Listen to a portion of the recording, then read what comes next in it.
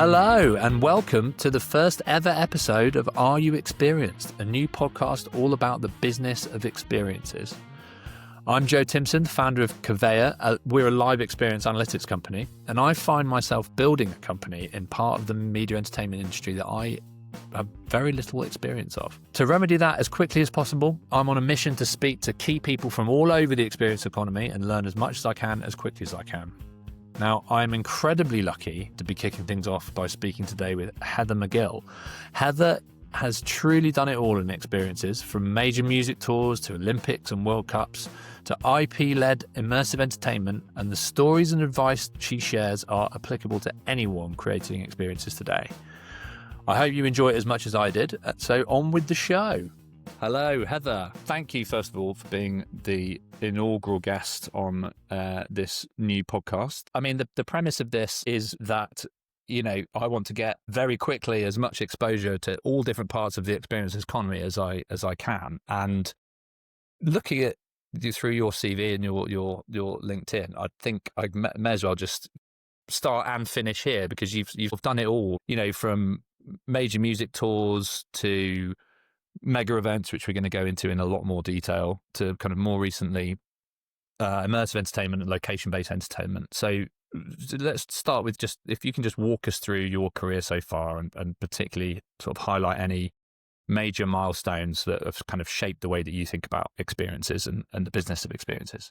Sure. So I started back right in the early 2000s in music industry, and I started with an amazing gentleman called Andrew Zweck, who was very famous for being the head of production for Live Aid all the way back in those years, and was an agent for things like Pink Floyd and Depeche Mode and Mark Knopfler, and we did a load of stuff with Sting. And I kind of got my first entry job with him. He is a very interesting fellow, and he supported me hugely to learn about all sorts of parts of the music industry. He was very good at pushing for me to do more, even though I was quite young. So I started sort of as a sub-agent to him, working on the agency of booking tours. This is booking tours for big name artists around the world, and then also doing the production on a number of those tours and some festivals. And then fast forward a few years, I then went on to 19 Entertainment, which is Simon Fuller, the sort of the other part of the Simon Cowell, Simon Fuller, that early 2000s thing with all the Pop Idol dynasty. I know people really judge me horribly when I say I want all of that sort of stuff. But he had this huge roster of like massive acts, including Annie Lennox and, of course, the Spice Girls.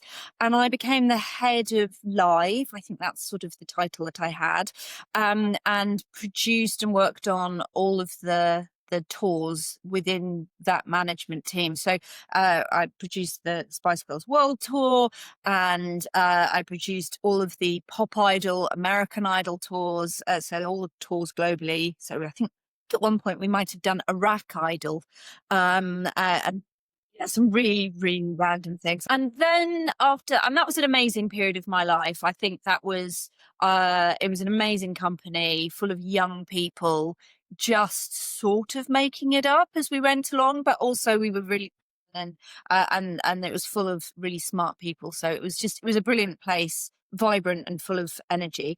And following 19, I set up on my own. I just sort of decided I wanted to be sort of a freelance consultant type thing, but very, very quickly, within a matter of weeks, sort of was sucked into the Live Nation ecosystem.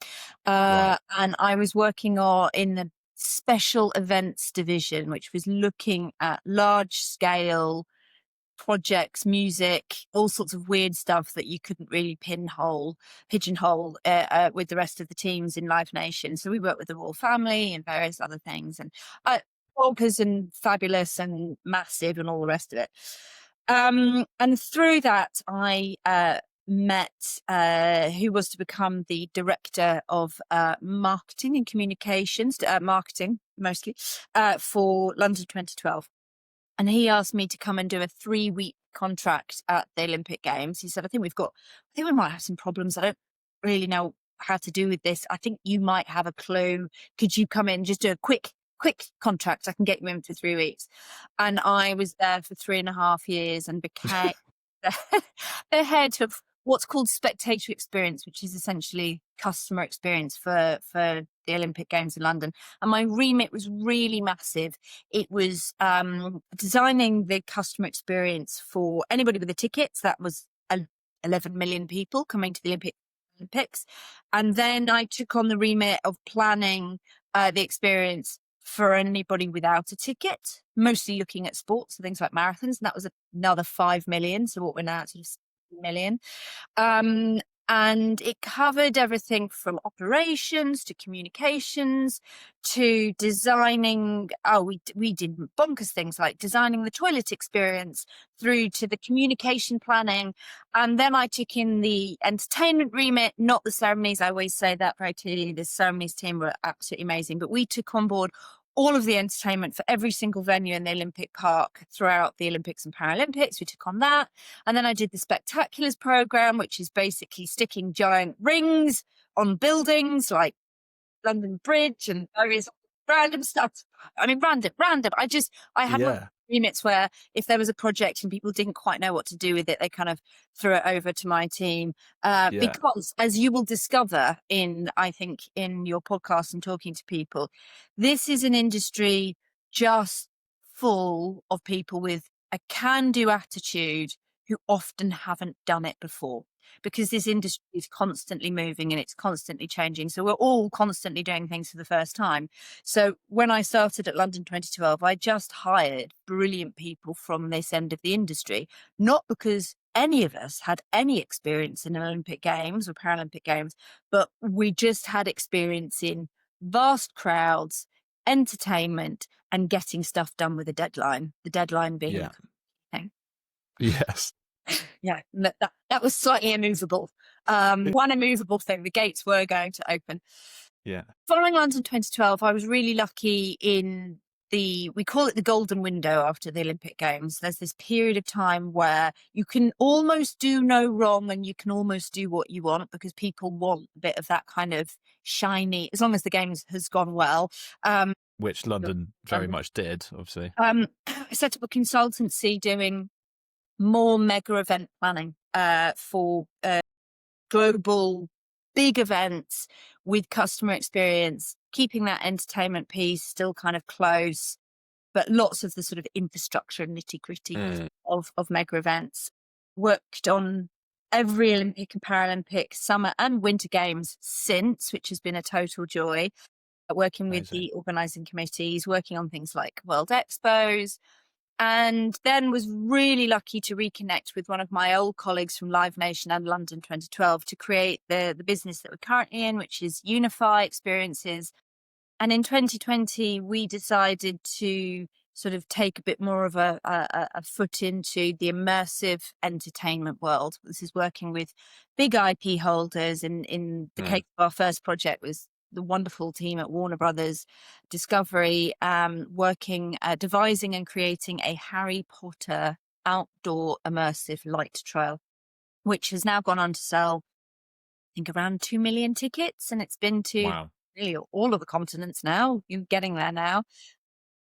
And it's except Antarctica, I assume. Well, yes, I mean, not enough trees. Although, wintry vibes. Wintry vibes, but definitely not enough trees. I think there was some suggestions that we might go and do a trail out in Saudi Arabia, and again, slight problem of the lack of forest.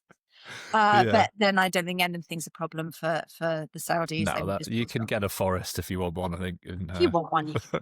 Right.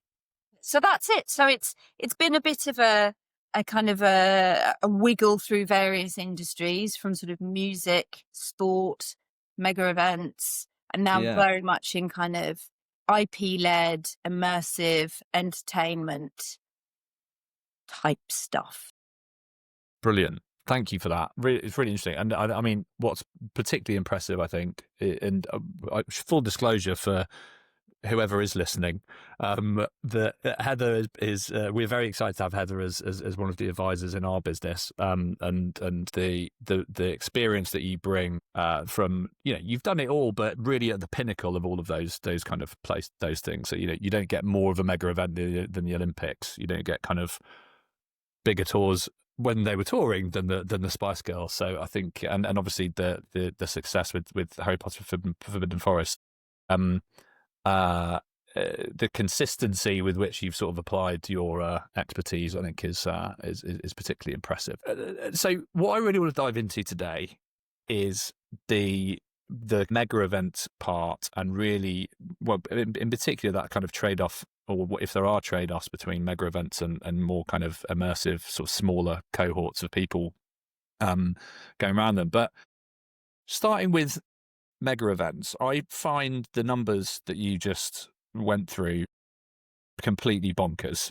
So when you're dealing with millions of guests across potentially, I guess, hundreds maybe of venues, and really across a whole city, how do you even begin to plan and coordinate a planning effort around something like that? I mean, it's probably the question I get asked the most when it comes to things like mega events. And the simple answer is you can't plan for everybody in terms of individually. So you need to find a way of finding groupings that you can associate certain types of behaviors to. It's as simple as that. So in the sort of slightly more boring world of customer experience, it's called segmentation. And that, certainly for London 2012, we did a huge piece of work right at the start about who is coming, and then trying to segment them into manageable groups where we could apply some thinking and some behaviors and some actions to them. So, and they were quite high level. We had 6, and then we stretched that to some different groups, and applied thinking on what they would be needing and doing. So, put really simply, we had a group that was around Londoners, and the understanding around somebody with a ticket coming to the games who is a Londoner is going to inherently know certain things. They're going to know about the underground. They're going to speak the language. They're going to know where they're going. They are not going to require help in terms of tourism or additional activity. They're going to do a singular thing. They're going to come to the games and then they're going to leave. But that group had a chunk of risk around it. So when you're looking at segments, you can also apply some risks. And one of my favorite stories about working on the games is associated to that segment. I had a very brilliant director we was sort of the COO, actually, a guy called Doug Arnott, slightly scary American. If he ever hears this, he will find that amusing.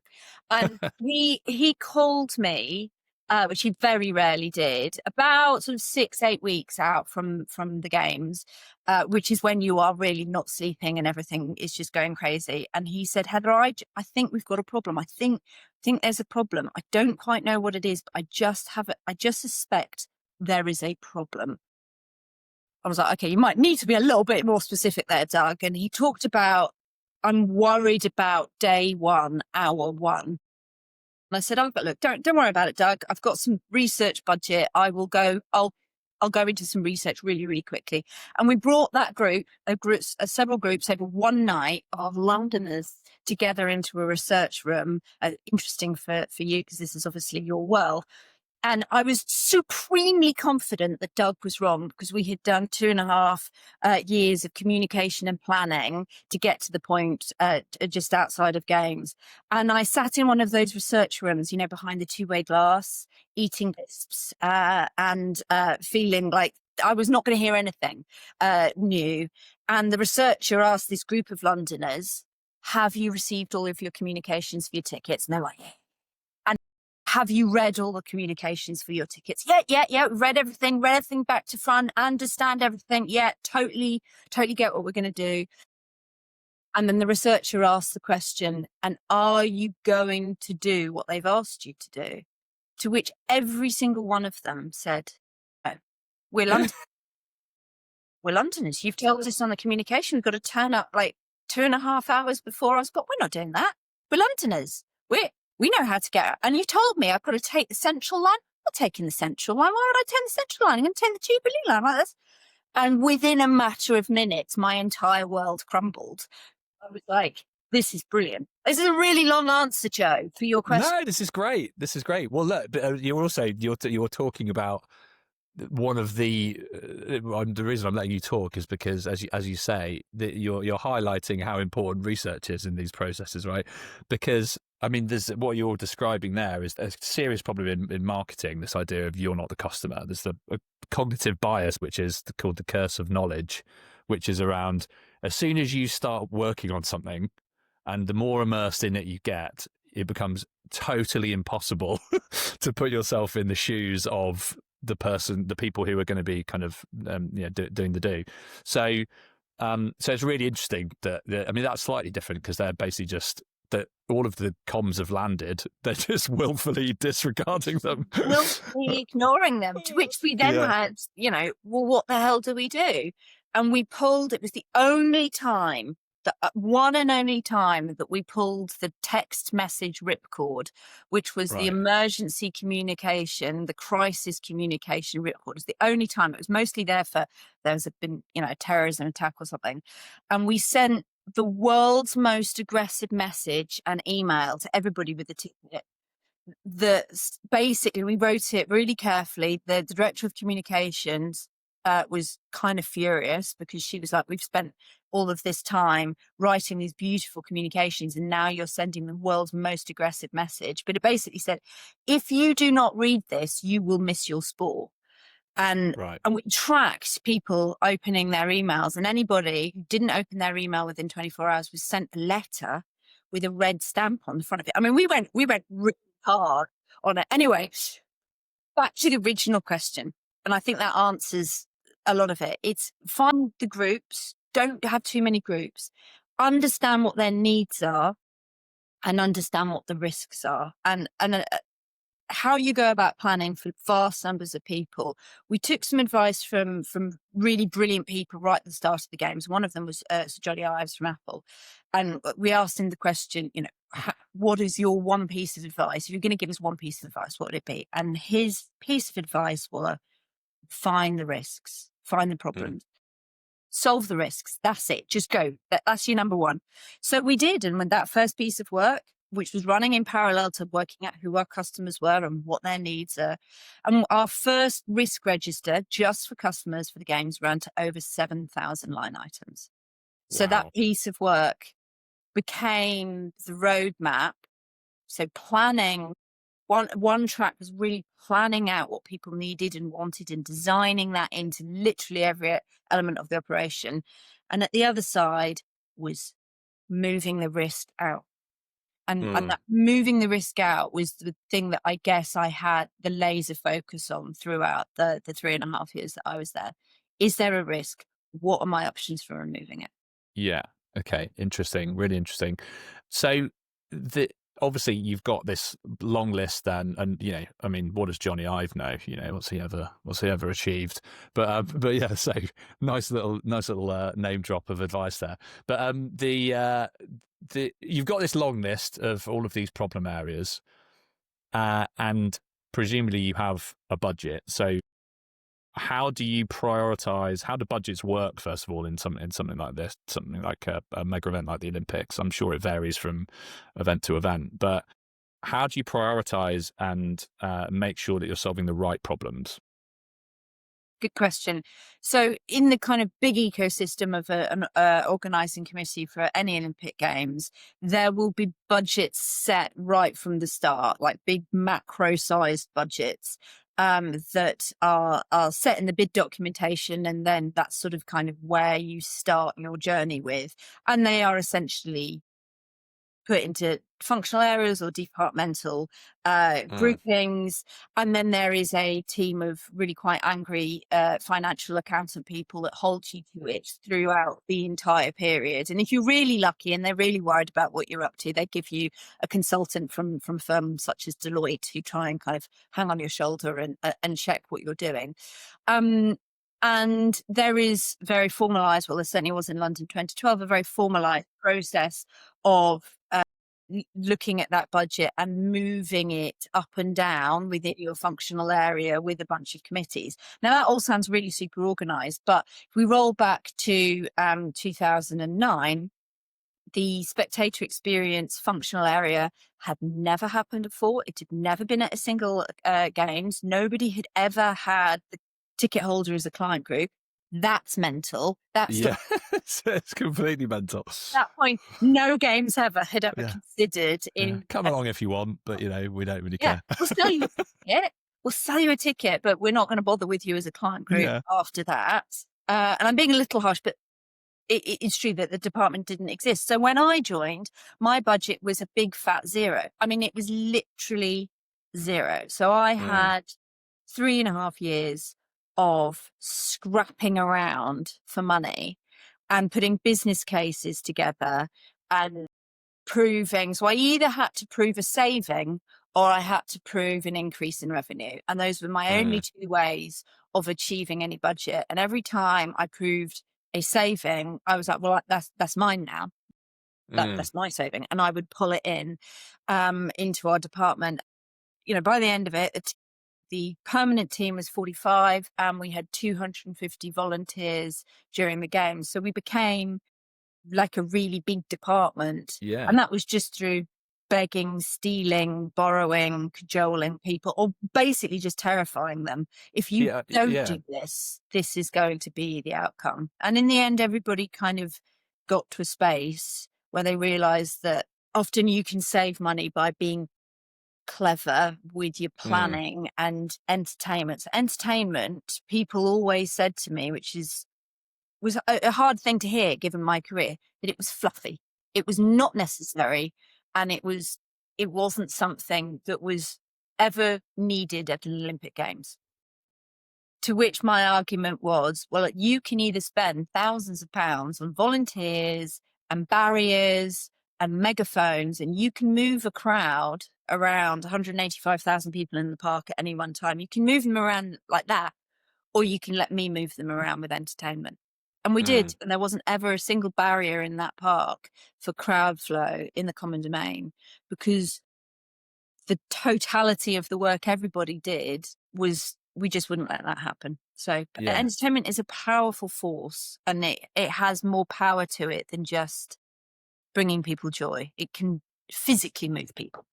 That is really interesting. I mean, first of all, if you want to put a business case together, massive risk is a good way to do it, right? Money to de-risk is easier to get than that kind of fluffy, it would be nice to have some entertainment going on. So that's really interesting. What kind of entertainment did you use then, and how did you use it? Because I remember being in the park and there being almost like, which is really on brand, those kind of buskers and kind of things like that around the place. Was that your doing, or? That was entirely our team. And I started on the premise that no games could ever come to London without there being street entertainment. That's my memory as a child of being in London. There was street entertainment, and we're a nation of rich. We've got music and performers and all the rest of it. So we utilised entertainment very, very specifically, more specifically than would have appeared, I think, to somebody walking through the park, to either move or hold. So we worked as a team on looking at types of entertainment that would hold people back, capture imagination, hold people in place, or very gently create a barrier, very gentle barrier for movement in the park. Or we used entertainment to get people from one side to another. Marching bands were our friends, and drawing people along with them. Also soundscaping. So again, this is one of those ones where I had no budget for this, but we realized that we could zone the park in terms of the look, feel, content, and sound. And then you could draw people through the speaker network. So if you use your speakers and you change the sound levels, you can physically move people because they are drawn towards sound and they're drawn towards content. And we aligned entertainment with sound, with food and beverage and retail and clusters around the park to draw people out of venues at the time that we needed them to, and pull them into areas where we had capacity to physically hold thousands of people at once, and then deal with them, like give them a drink, make sure they went to the toilet. So all of that sort of stuff. And then a very specific strand about queue entertainment. So in my career, I've become known as somebody who's obsessed with two things. One is toilets, and food, because British people are obsessed with both those things. Wrong, you get the entire event wrong. You've got to plan your queues and you've got to plan your toilets. So we looked at that, and we looked at every space where we thought that there was a queue that was over 8 minutes. That was our benchmark. Will somebody queue for more than 8 minutes anywhere for anything?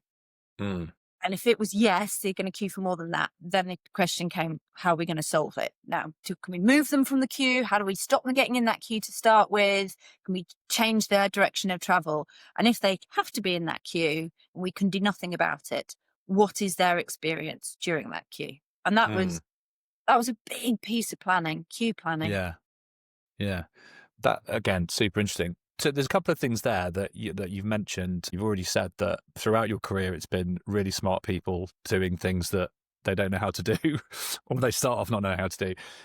This idea of drawing people through an experience, or drawing people from one place to another with sound, was that just kind of trial and error, or was there some kind of research that you did, or that you were kind of building off on the top of, that you knew that was going to work? Or was it you just, here's an idea, let's try it?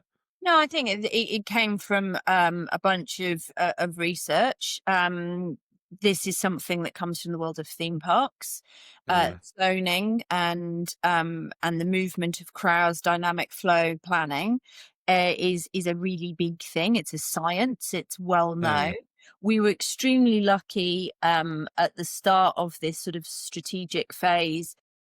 Had people, of friends who worked at Disneyland in Paris, and they brought us over very kindly to spend 3 days in Disneyland. And I have to say, I was so excited for that trip until we got there and they shut us in a windowless room for 3 days.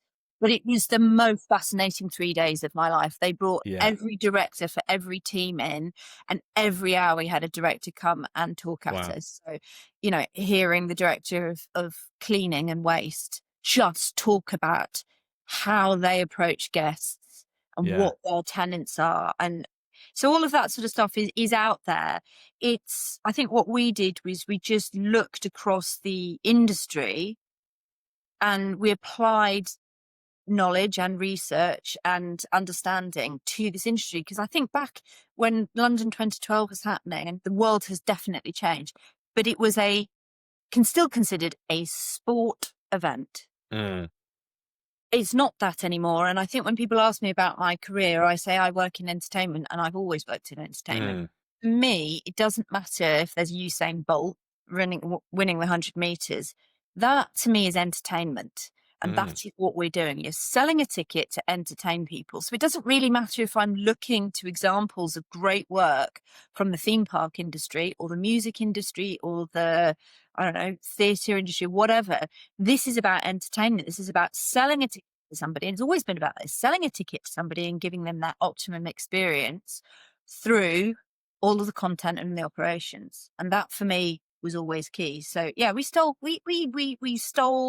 how to do it from all of the great industries that focus on entertainment. And I think that's a big thing for sport, is people don't necessarily just see sport anymore. They see it as part of their entertainment budget, and they're 100%. I think that is slowly starting to change. We think a lot about this at Covea. You're already seeing it with these kind of big multi-use venues being built, and I'm talking about football really here at the moment. But there's this kind of, with the way that industry's changing, with all of the financial regulations and things like that, and also the disruption of the TV industry with pay TV and things like that, you're starting to see people start to plan a little bit more around a post a post satellite TV world, right, where you've got all of the money effectively comes from pay TV packages.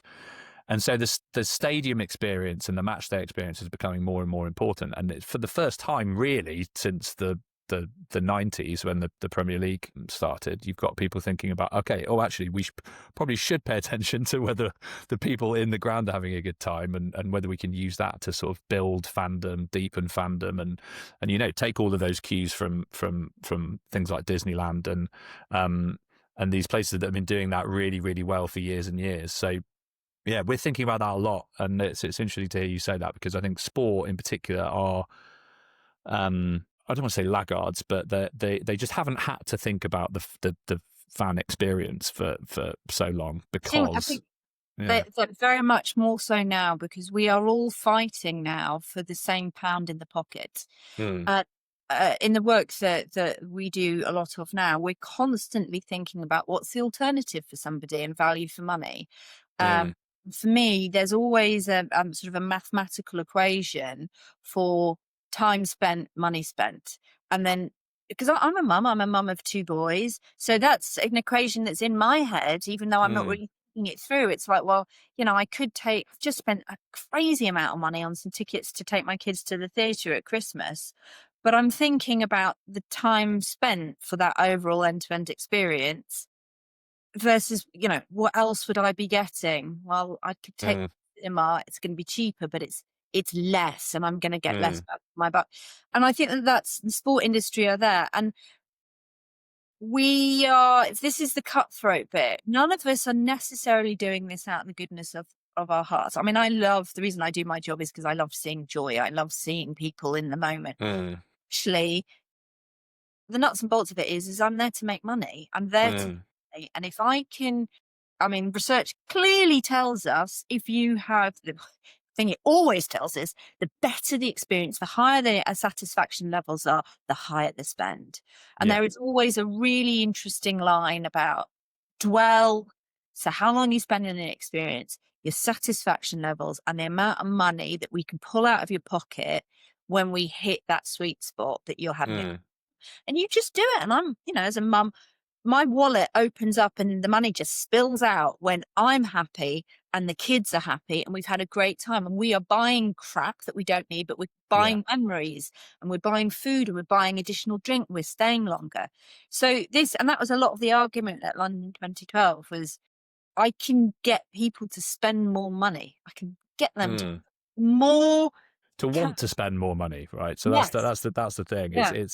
It's this idea of, your it's a value exchange ultimately. Like we talk about, as you know, we say that in the experience economy, the currency is emotion, right? So that's what people are paying for. If you provide it, then they will return that to you in revenue and commercial value. And as you say, that's where memories are formed, and that drives the kind of the lifetime value and kind of spending 20 down the line. So these sort of tentpole in-person moments become these memories that drive fandom and so on and so forth. So let's take that forward then, because everything you've spoken about so far, you've talked about under 2012 for the first time, really thinking about an Olympic park as a theme park, right? So kind of drawing people around, and now you're very much in that location-based entertainment, which is the catch-all for theme parks all the way down to arcades and things like that. So how does that translate, if you like? So it seems on face value like an Olympics or a mega event and a walkthrough experience like Harry Potter Forbidden Forest are two completely different beasts. Is there anything that you can kind of learn and apply from working with millions of fans in that way to, I don't know how many people go through Harry Potter, but probably a handful at a time, right? So how does that translate? It's exactly the same. There's no difference in the way that we plan. It's just you're looking at volume, and when with Mm, volume, you've got bigger risks. Still, look, we always start with who are the customers, who are they, where are they coming from, what do they want? Finding that end-to-end experience. And when we talk about end-to-end experiences, I am absolutely laser focused on their experience starting, weeks, sometimes months before they turn up. And what is that trajectory in? What does their experience look like when they leave their house? So same with London 2012 to any kind of location-based entertainment. How are they getting there? What are they doing in the car? What are they doing on the train? What's happening in the car park? I cannot buy. Oh, when you get to an experience, the car parking is rubbish. That is a nightmare. So thinking about that, thinking about their first welcome, thinking about the first thing they see, who are they meeting? What have we trained our staff to do at that first point of interaction? And then all of the operations, every single touch point, however small, looking at it laser focused to understand what works, what doesn't. Pinch points, movement. It doesn't really matter if you're planning for 11 million people or you're planning for, I don't know, 1,000 people a day. You're still going to have the same issues because everything shrinks, right? But you're still going to have pinch points. You're still going to have to look at the queue situation. You're going to have to look at dwell, satisfaction. They're all the same tenants. They're all the same system put together, and making sure that when we're designing stuff that we think about them holistically in terms of not just making sure that all of the services on site. I think that's some of what the industry suffers from. You build it, you make sure that the services are there, job done. And it's not. Job is not done. You have to constantly think about how a user is going to go from one thing to another. And then considering, accessibility is a massive issue for me. My father was a wheelchair user, so I am really focused on making sure anything I design and work on is open to anybody with any kind of accessibility issue. And it's exactly the same things. And it's making sure that you're bedded in research, because otherwise you're just guessing. My director at London 2012 basically taught me on day one, we don't breathe until research tells us to. And that was something that stuck with me. I can sit here and say this is going to happen because I've got X amount of years of experience, but I've never planned an Olympic Games in London before. Nobody knew that. So go back to the research, go back, find out. And I was continually surprised. And we carried on our research all the way through the games. And even then, when I thought I knew it all, there was something that would come through and I'd be like, oh, what the chuff. Now what? But it's the same More thing. problems for the list of 7,000. Well, by that stage, we managed to get the list well done. So it's the same thing. And I think it's, I've been asked to do all sorts of crazy projects over the years. I was asked to do a big review of some theatres in London, and it's the same thing. It's the same thing. It's the services and the interactions and the touch points for the guests that are coming, which makes it sound really simple. And of course, no, I think that's how I like to think about things is, boiling things down to principles, right? And kind of, it sounds like the answer to the question is that yes, there are sort of universal principles that apply to experiences no matter the scale, right? So this idea of looking for problems, segmenting audience groups and thinking about them in terms of the common behaviors, and then it's just the number of zeros on the end is what kind of is what determines how tailored those experiences are to the individual. So and I think the only other thing that we've not talked about, which I think is critical, is having a vision of what you want that experience to be. So a kind of a comedic sketch yesterday about companies that write their customer vision, and it always says putting the customer at the heart. And that doesn't tell you anything. It just says we're going to be customer focused. So working out exactly, and this will float your boat actually, Joe, as a research dude. We designed our customer experience vision for London 2012 with the absolute plan in mind that when we did the research as people left the venues 3 years later from the planning moment, that they would replicate the exact words that we wanted them to in the vision. So we designed something that we wanted. So our vision for London 2012 was the chance to be part of the greatest show on earth, Britain's personal best. And I wanted people to come out to say, oh my God, that was the best thing that Britain's ever done. So I needed it to be British. I really wanted whatever we did. So back to that thing like the crazy street busking. Yeah. It had to have a really hardcore British thing running through it, from the Mm-hmm. food, retail, to how the customer service. It couldn't be like American, it had to be Mm. customer service. The chance to be part of was all about making sure that our guests were involved. So I was part of the team that oversaw all of the activations for our sponsors, and the sponsors were amazing. I had these great plans and visions, and we said no to 50% of what people came up with, because we said, no, you're too busy trying to present to our guests, you're too busy trying to go ta-da.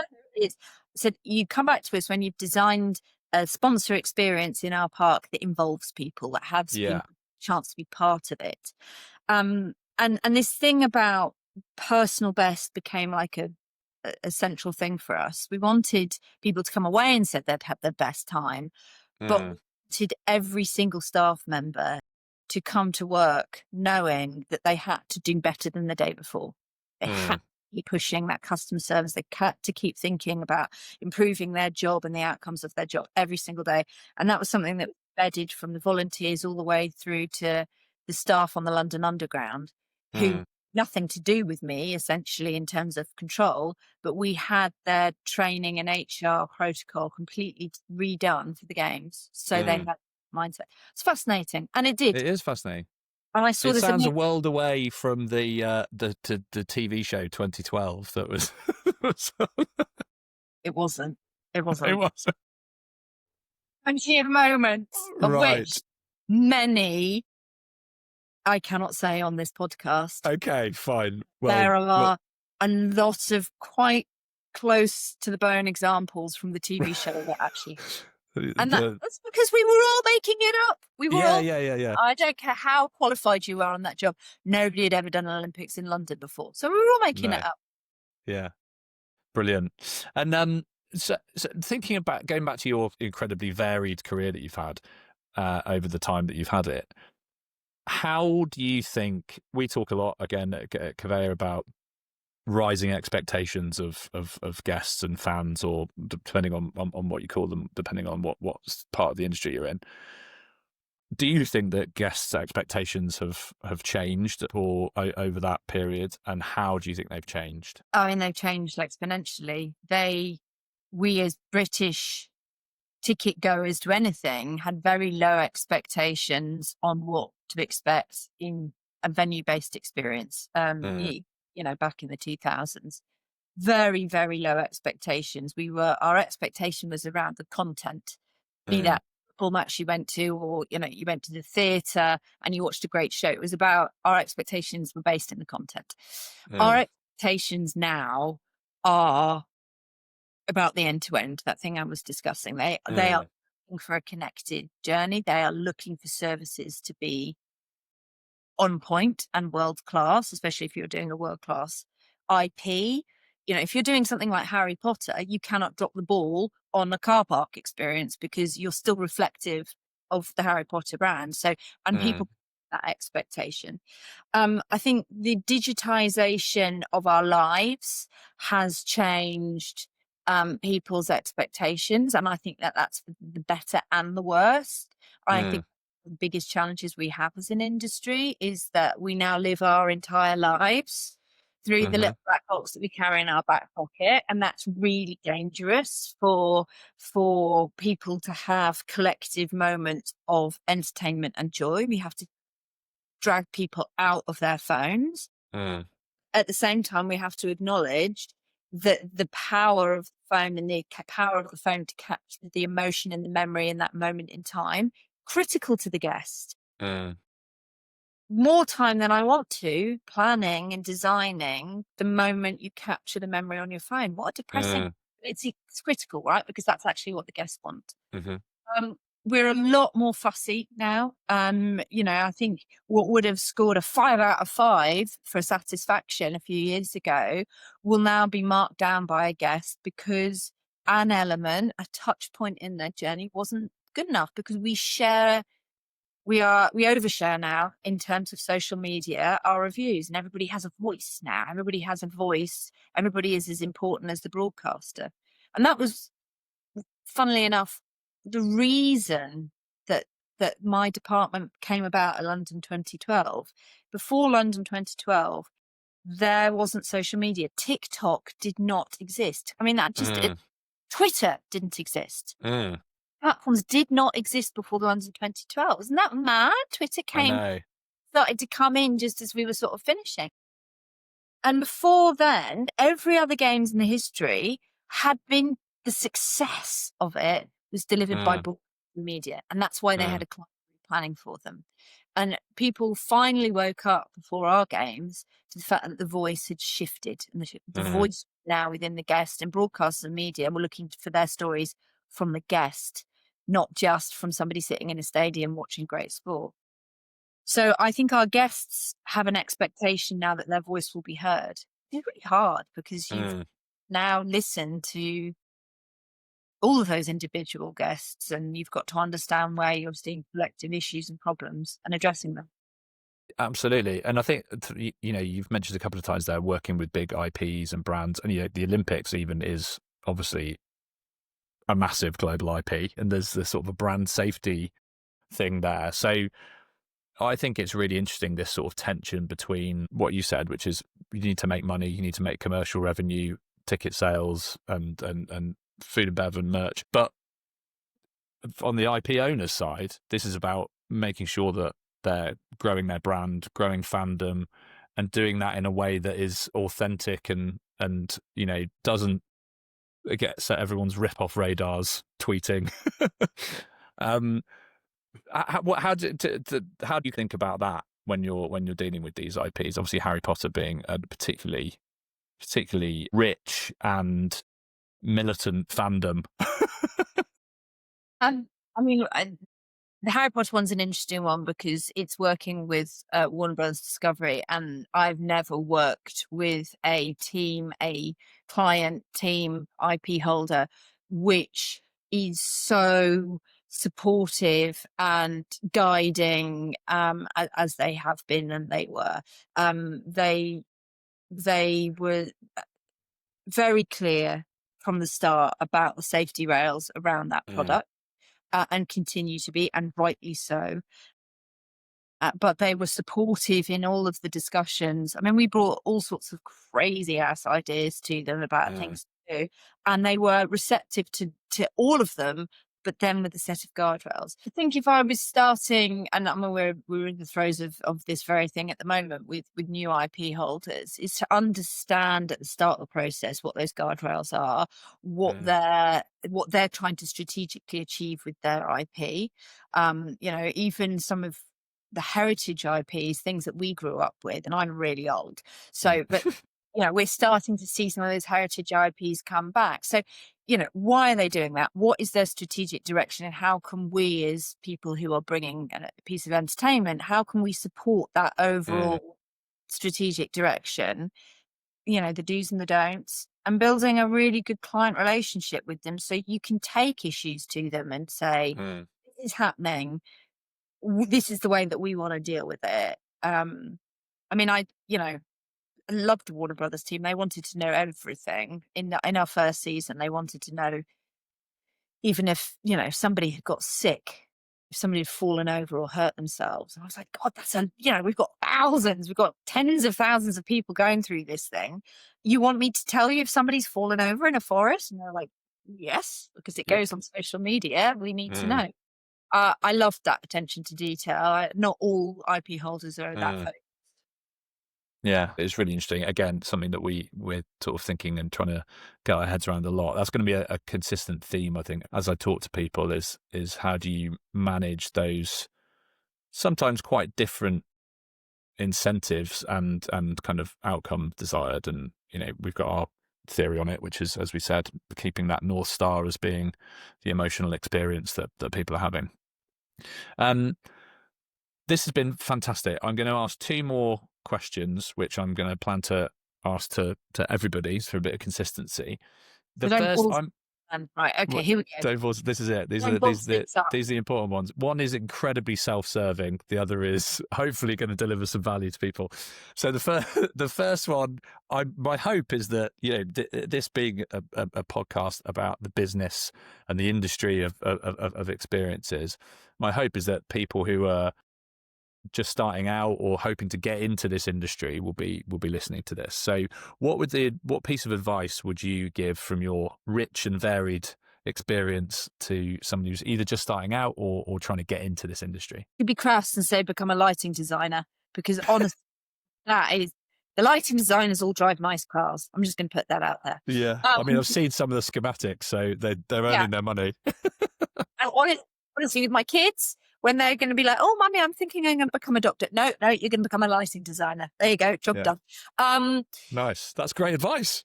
It's honestly, and actually, it makes me really, really angry. You know, when I see things like with the government and stuff, the creative industries in this country are worth millions, billions of pounds. And that is supported by a huge network of highly talented, technical, brilliant people.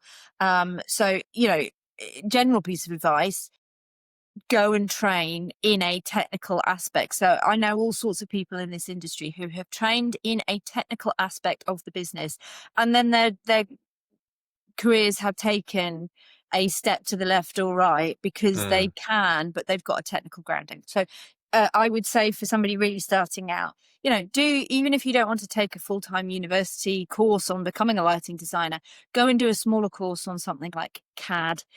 So you've got the technical expertise to step in and do smaller bits of a project. So that's the first. The second is get really well versed in what entertainment is. And as I said, entertainment doesn't cover a singular thing. I don't think we can just keep going to immersive experiences and go, I feel like I know that. You have to understand that thing about the spend. What else are we spending our money on? So great, really new technical cinema experiences or theatre or sport, and traveling abroad and going and looking at how other countries are achieving entertainment and immersive entertainment is fascinating. Like going to Japan and watching some of the ways that they bring entertainment to their general public is fascinating. So if you can, try and travel and keep your brain really broad range of what you consider to be kind of entertainment.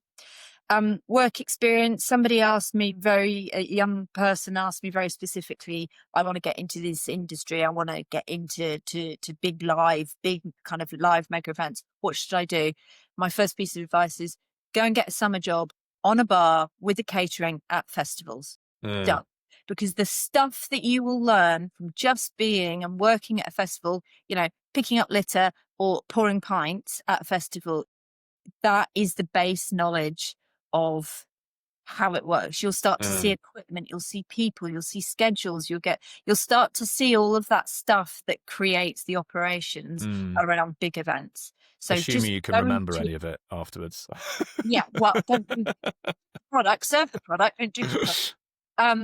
And really go into it with that kind of suck it all up and go and work on it. It is, I think, harder these days to sort of break directly into the industry. So for anybody going in, go and get some technical courses, offer yourself. And then this industry, as I said, is just packed full of brilliant people willing to work really hard who don't have a clue what they're doing. And it's the working really hard and the setting yourself apart from people your own age.